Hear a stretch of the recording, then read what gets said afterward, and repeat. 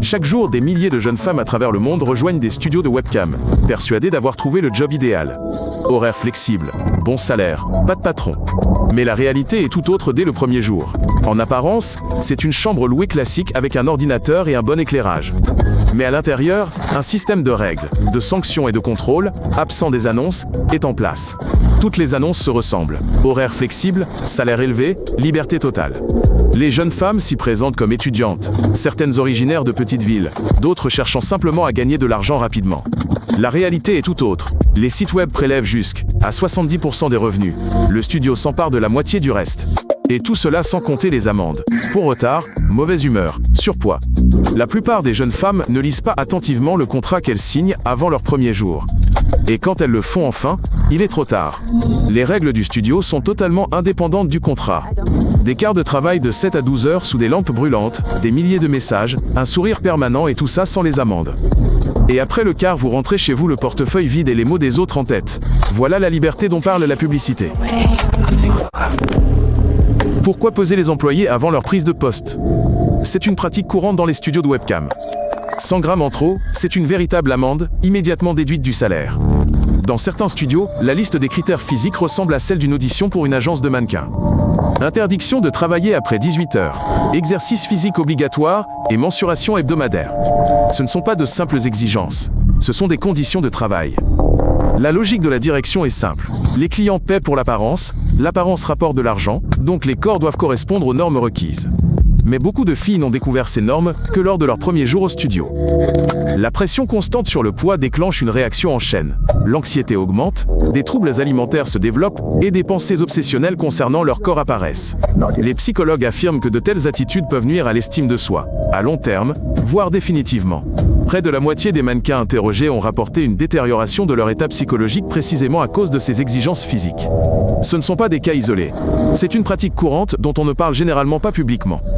Certaines anciennes mannequins disent avoir commencé à envisager une chirurgie esthétique après seulement quelques mois de travail. Non pas par choix, mais parce qu'on leur répétait chaque jour « Vous, Yen, êtes pas assez bon ». Comment maintenir une personne dans une situation précaire? C'est simple. D'abord, la convaincre qu'elle se débrouille bien. Les responsables de studio alternent habilement compliments et humiliations, déstabilisant progressivement la jeune femme. Le schéma est similaire partout. D'abord les compliments, puis la pression, puis les menaces. Ils font croire aux jeunes femmes que la situation est pire ailleurs, que seul ce studio se soucie d'elles. Partir, c'est tout perdre. Une mannequin n'a pas été autorisée à assister aux obsèques de son frère. Son planning était prévu. Une autre a été licenciée parce que quelqu'un a trouvé son profil sur les réseaux sociaux. Une troisième était persuadée que ses faibles revenus étaient de sa faute. La surveillance ne s'arrête pas à la fin du service. Les responsables envoient des messages la nuit, exigent des rapports et surveillent l'activité en ligne de la jeune femme. La frontière entre vie professionnelle et vie privée disparaît complètement, et cela fait partie intégrante du système. Ce n'est pas un hasard. Les spécialistes qui accompagnent les victimes font le même constat. Anxiété chronique, peur de prendre des décisions de manière indépendante, méfiance envers leur entourage. Tout cela est la conséquence de ce qui se passe dans ces studios. Travailler 7 à 8 heures par jour sous les projecteurs, rencontrer des milliers d'inconnus chaque jour, et être obligé de sourire en permanence. C'est bien plus que de la fatigue. C'est ce que les experts appellent une forme de maltraitance psychologique chronique. Les studios de webcam assurent souvent aux filles « Nous n'enregistrons rien, tout est en sécurité ». Pourtant, ces enregistrements deviennent leur principal moyen de fidélisation et les responsables le savent dès le départ. Le stratagème est simple. Une fille veut partir, mais on lui rappelle constamment l'existence des enregistrements. On la menace de tout diffuser à ses proches, de rendre les images publiques ou de les envoyer à ses amis. Elle reste, non par choix, mais par peur. Parfois, les menaces ne viennent pas du studio, mais des clients. Ces derniers sauvegardent secrètement les enregistrements des diffusions et contactent ensuite directement le modèle. Dans certains pays, cela est devenu un véritable business. Des réseaux organisés tirent profit de cette pratique. Selon des enquêtes journalistiques, des réseaux entiers ont traqué des modèles via les réseaux sociaux et leur ont extorqué de l'argent. Certaines filles ont payé à plusieurs reprises, juste pour éviter que les enregistrements ne soient rendus publics. Seules quelques-unes parviennent à contacter un avocat ou la police. La plupart craignent davantage la publicité que les menaces elles-mêmes.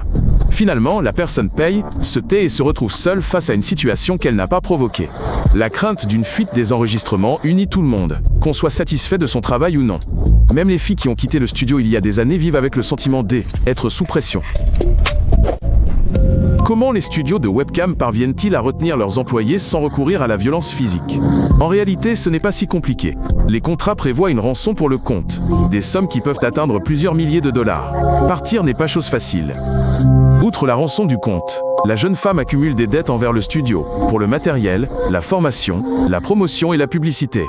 Lorsqu'elle souhaite enfin partir, une évidence s'impose. Elle doit d'abord tout rembourser. Le cercle vicieux se referme. Celle qui décide de partir se retrouve confrontée à un nouveau problème. Travailler de manière indépendante est difficile.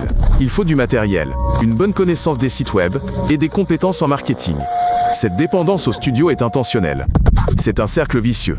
On vous persuade que sans le studio, vous ne valez rien. On vous prive de revenus par des amendes, on vous maintient sous emprise par des menaces. Et au moment où vous finissez par partir, vous êtes trop terrorisé pour franchir le pas.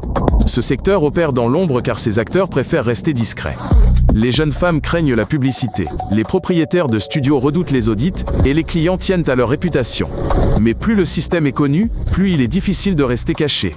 Si vous ou un proche vous trouvez dans une situation similaire, sachez ceci. Cela ne devrait pas être ainsi. Ce n'est pas la norme. Et il existe une solution. Abonnez-vous à la chaîne et regardez les autres épisodes, c'est important.